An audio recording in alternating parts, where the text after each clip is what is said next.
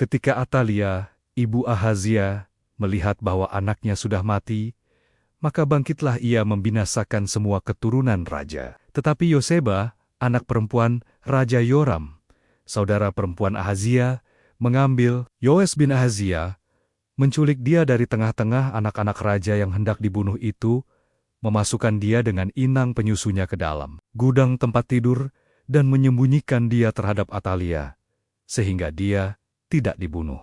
Maka tinggallah dia 6 tahun lamanya, bersama-sama perempuan itu, dengan bersembunyi di rumah Tuhan. Sementara Atalia memerintah negeri. Dalam tahun yang ke-7, Yoyada mengundang para kepala pasukan 100 dari orang Kari dan dari pasukan bentara penunggu. Disuruhnyalah mereka datang kepadanya di rumah Tuhan. Lalu diikatnya perjanjian dengan mereka, dengan menyuruh mereka bersumpah di rumah Tuhan. Kemudian diperlihatkannyalah anak raja itu kepada mereka. Sesudah itu ia memerintahkan kepada mereka, inilah yang harus kamu lakukan.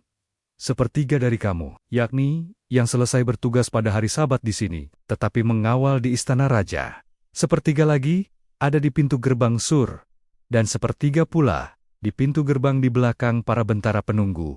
Haruslah mengawal di istana. Dan kedua regu daripada kamu, yakni semua orang yang bertugas di sini, pada hari Sabat, dan mengawal di rumah Tuhan. Haruslah mengelilingi raja dari segala penjuru masing-masing dengan senjatanya di tangannya, dan siapa yang mendatangi barisan, haruslah mati dibunuh. Dan baiklah kamu menyertai raja setiap kali ia keluar atau masuk.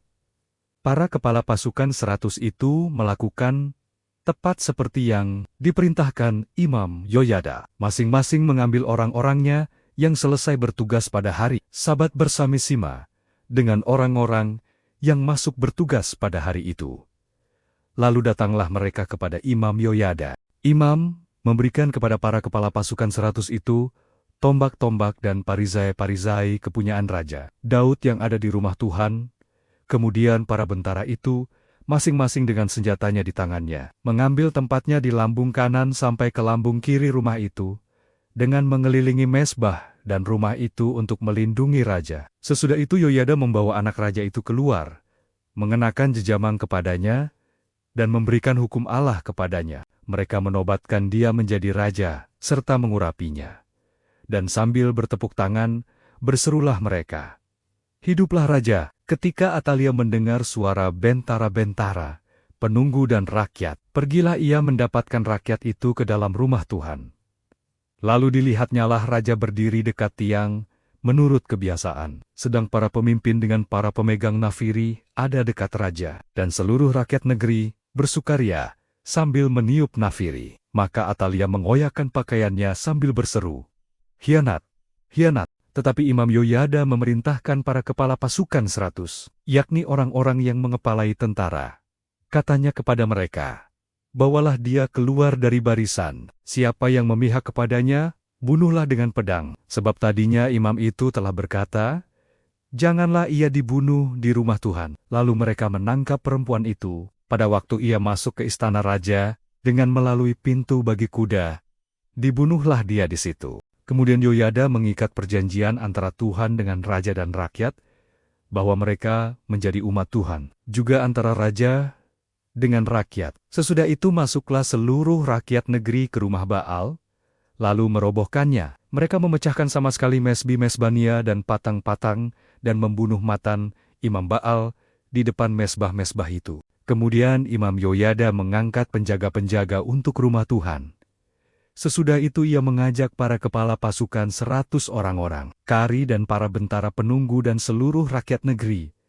Lalu mereka membawa raja turun dari rumah Tuhan. Mereka masuk ke istana raja melalui pintu gerbang para bentara. Kemudian duduklah raja di atas takhta kerajaan. Bersukarialah seluruh rakyat negeri dan amanlah kota itu.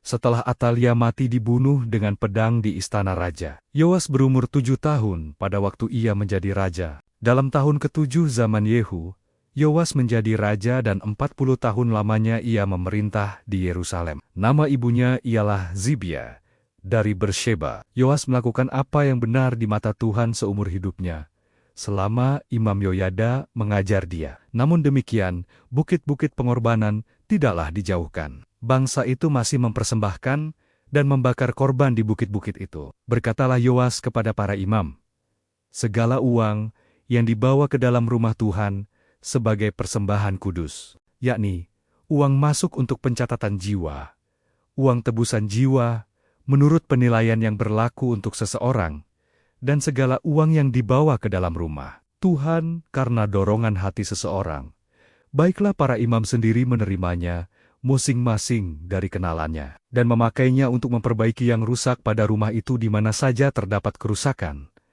Tetapi dalam tahun ke-23 zaman Raja Yoas, para imam belum juga memperbaiki kerusakan rumah itu. Sebab itu, Raja Yoas memanggil Imam Yoyada dan imam-imam lain, serta berkata kepada mereka, "Mengapa kamu tidak perbaiki kerusakan rumah itu? Maka sekarang, tidak boleh lagi kamu menerima uang dari kenalan-kenalanmu, tetapi serahkanlah itu untuk memperbaiki kerusakan rumah itu."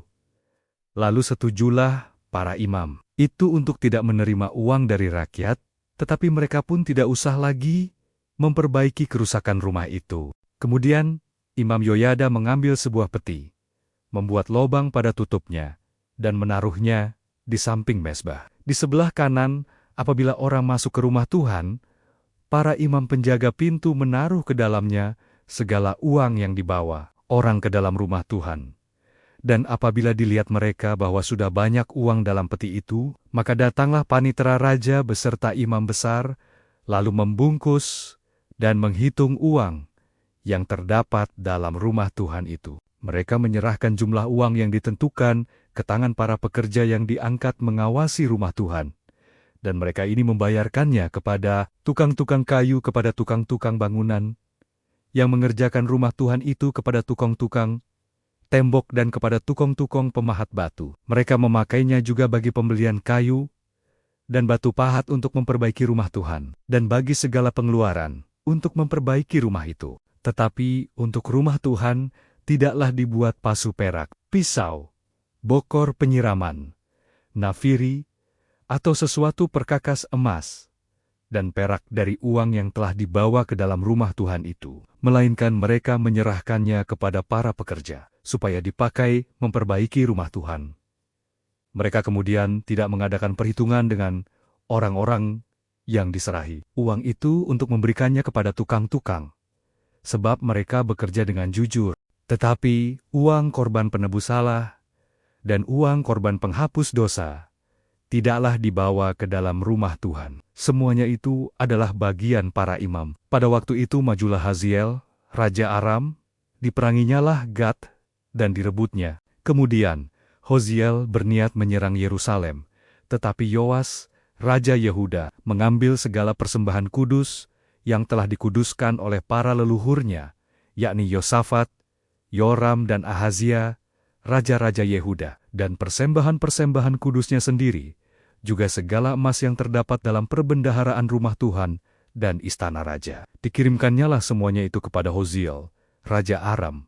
Maka tidak jadi lagi Hoziel menyerang Yerusalem. Selebihnya dari riwayat Yoas dan segala yang dilakukannya, bukankah semuanya itu tertulis dalam kitab sejarah raja-raja Yehuda? Pegawai-pegawainya bangkit mengadakan persepakatan, lalu membunuh Yoas di rumah Milo yang letaknya di penurunan Kesila. Yozakar, anak Simeat, dan Yozabat, anak Samer, ialah pegawai-pegawainya yang membunuh dia. Lalu ia dikuburkan di samping nenek moyangnya di kota Daud. Maka Amazia, anaknya, menjadi raja menggantikan dia.